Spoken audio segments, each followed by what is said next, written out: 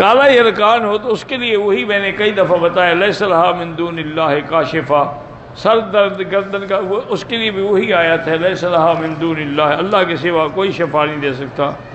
عمرہ ادا کرنے کے بعد سر پر اس طرح نہیں چلوا سکا، چوٹی کے بال کٹوائے، اگر ٹک لگایا یا تھوڑے سے کٹائے تو دم پڑے۔ پاکستان سے جو عمرے پہ آئے مسافر ہیں، پوری نماز کیوں پڑھیں؟ یہ کوئی نیا مسئلہ آپ نے ڈھونڈا ہے کہ عمرے والے کے لیے قصر نہیں ہے؟ یہ ابھی 14ویں صدی میں مسئلہ بنا ہے۔ مسافر ہے۔ حضور جب حج پہ آئے تو قصر پڑی، حضور پاک جب مکہ فتح کرنے کے لیے آئے تو قصر پڑی، اور آپ نے اعلان بھی فرمایا کہ یا اہل مکہ اتموا صلاتکم فإنا قوم سفر، کہ تم لوگ اپنی نمازیں پوری کر لو، ہم مسافر ہیں۔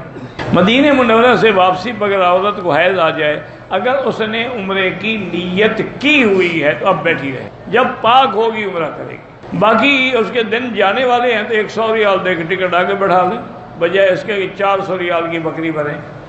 خواب میں حضور کی زیارت بڑی خوش نصیبی ہے، ان کو نصیب ہوتی ہے جو متبع سنت اور کثرت سے ضرور پڑھنے والے لوگ ہوتے ہیں۔ عید میلاد کی نبی پہ چاول یا کوئی چیزیں اور پکوا کے تقسیم کریں، بالکل ناجائز ہیں۔ تقسیم کرنا بھی ناجائز ہے، کھانا بھی ناجائز ہے، یہ تو بدعت ہے۔ اگر آدمی ویسے لیٹا رہے، نیند نہ آئے، وضو نہیں ٹوٹتا۔ کراچی سے احرام باندھ لیا، بیوی نے بھی نیت کر لی، مکہ پہنچے تو بیوی کو ماہواری ہو گئی، حرم نہیں آئی، ہوٹل میں رک گئی۔ کل ہم نے ہم بستری کی ہے اور باقی عمرہ آج ادا کیا۔ ماشاءاللہ عمرے سے پہلے ہم بستری ضروری تھی انہیں، اور وہ بھی اس وقت اس بدبخت نے کی ہے جب وہ حیض میں تھی۔ ڈبل گناہ یعنی یسألونک عن المحیض فاعتزلوا النساء فی المحیض ولا تقربوہن، توبہ بھی کرو، صدقہ بھی کرو، اس کو عمرہ بھی قضا کرو، دم بھی ادا کرو۔ یہ کوئی مذاق ہے؟ وتر کی 3 رکعتیں ہوتی ہیں، اگر مجبوری کی وجہ سے پیشاب نکل جائے، بیماری ہے کوئی نہیں، کپڑا دھو لے، جا کے دوبارہ وضو کرے۔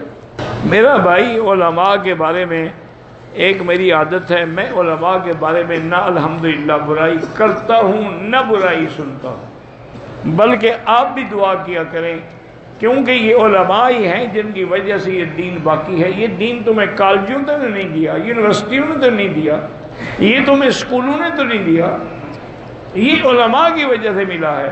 اگر ان کو بھی تم، اور شیطان یہی چاہتا ہے کہ تمہیں ان سے بدزن کر دیتا کہ تم دین سے بدزن ہو جاؤ۔ کہتے ہیں کہ سورۃ الفاتحہ کے بعد سکتہ، حنفی مسلک میں سکتہ ناجائز ہے۔ حنبلی رحمہ اللہ کے حنابلہ ایک روایت میں ہے، لیکن وہ بھی اس کو زیادہ قوی نہیں مانتے۔ نماز جنازہ میں سورۃ فاتحہ نہیں ہوتی، ثنا، پھر درود، پھر دعا۔ عورتوں کو بھی نماز جنازہ پڑھنا چاہیے۔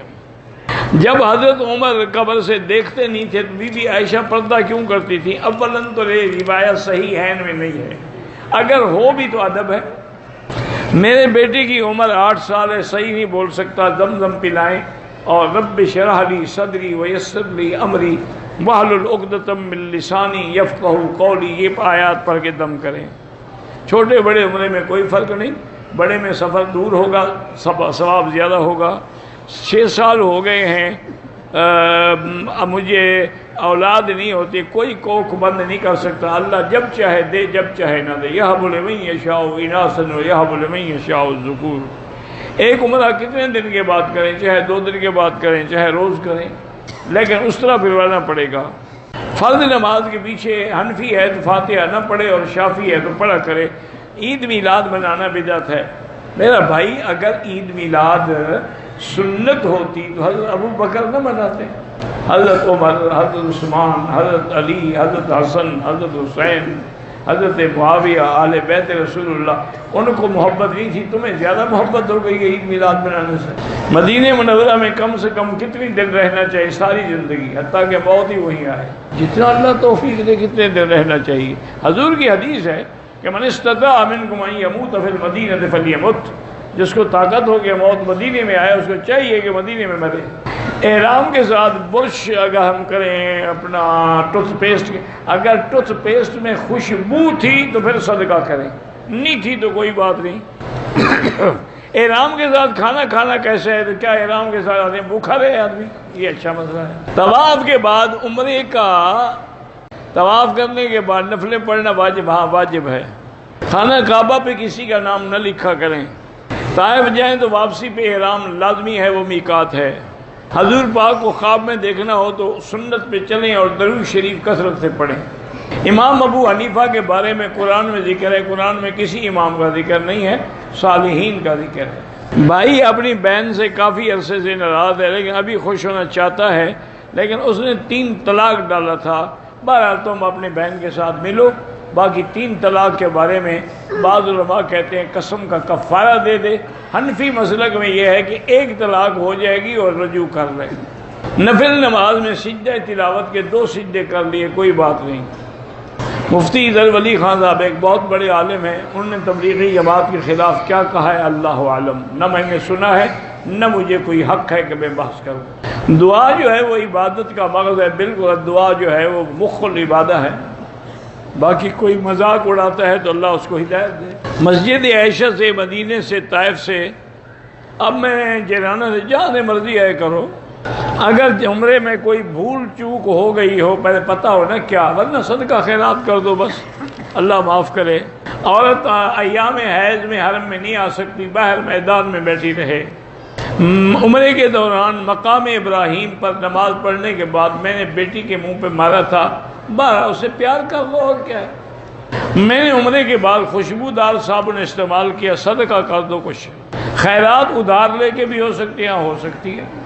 یہ جو شیعہ ماتم کرتے ہیں، ماتم کرنا ہی لعنت ہے، دیکھنا بھی لعنت ہے۔ اللہ کے نبی نے فرمایا ہے کہ من لبس السودا وشق الجیوبا وضرب الخدود فلیس منا، جو آدمی سیاہ کپڑے پہنے، چہروں پہ تھپڑ مارے، بال نوچے ماتم میں، فرمایا اس کا میری جماعت سے کوئی تعلق نہیں۔ جو لوگ پاکستان سے سگریٹ لاتے ہیں اللہ ان کو ہدایت دے، حرام چیز مکے میں لا کے بیچتے ہیں۔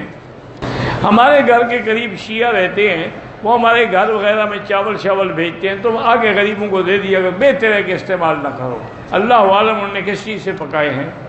ہمارا جو قصائی ہے وہ شیعہ ہے، بہتر ہے اسے گوشت ہی نہ لیا کرو، پتہ ہے وہ ذبح بھی کرتا ہے کہ نہیں کرتا، لوگوں کو حرام کھلانے کے لیے۔ 28 دن کا ویزا ہے، 8 دن یہاں رہیں گے، 15 دن مدینے میں، پھر آپ مسافر ہیں، زیادہ بحث میں پڑھنے کی ضرورت ہی نہیں ہے۔ موٹے بندے جو ہیں ان کو ران میں زخم ہو جاتے ہیں، تیل لگا لیا کریں سادہ، کوئی تکلیف نہیں ہوگی۔ کہتے ہیں کہ آپ نے کہا تھا کہ میرا نانا بریلوی تھا، وہ آپ جیسے بریلوی نہیں تھے، وہ پکے علماء تھے، ان کے اندر صرف محبت کا غلب تھا، ورنہ وہ ان کی طرح نہ قبروں پہ سجدے کرتے تھے، نہ عرس کرتے تھے، نہ چڑھاوے چڑھاتے تھے۔ لفظ بریلوی کہنے سے تمہیں ہاتھ آ گیا تو کیا ہو گیا؟ میرے والد بخیل ہیں، کنجوس ہیں، دعا کرو اللہ ان کو سخی بنائے۔ جادو عام طور پہ میری بیٹیاں جب غسل کرتی ہیں تو سطر کا خیال نہیں کرتی، ایسے باہر نکل آئیں، صرف تولیہ لپیٹ کے باہر نکل آئیں، کنگھی دیتی ہیں، بال گرتے ہیں، خیال نہیں کرتے۔ حالانکہ ضروری ہے کہ ہر لحاظ اسی موقع پر شیطان کو جادو کرنے کا بھی اور جنات کو اپنے عشق کے اظہار کا موقع ملتا ہے۔ اسی لیے آپ کے جو چھوٹے چھوٹے بچے ان کو مغرب کے بعد باہر نہ جانے دیا کریں، اور ان پر ہمیشہ سورۃ فاتحہ، آیت الکرسی، معوذتین یعنی قل اعوذ بالفلق، قل اعوذ بالناس پڑھ کے دم کیا کریں، تو انشاءاللہ اللہ کی رحمت سے ساری پریشانیاں دور ہو جائیں گی۔ حدیث پاک سنیں گے آپ کی طبیعت بڑی ٹھنڈی ہوگی۔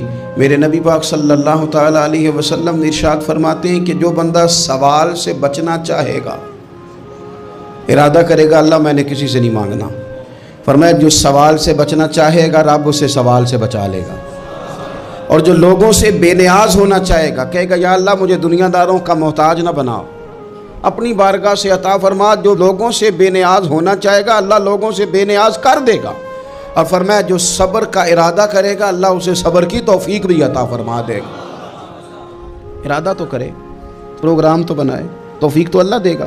جو صبر کا ارادہ کرے گا اللہ صبر کی توفیق بھی عطا کر دے گا۔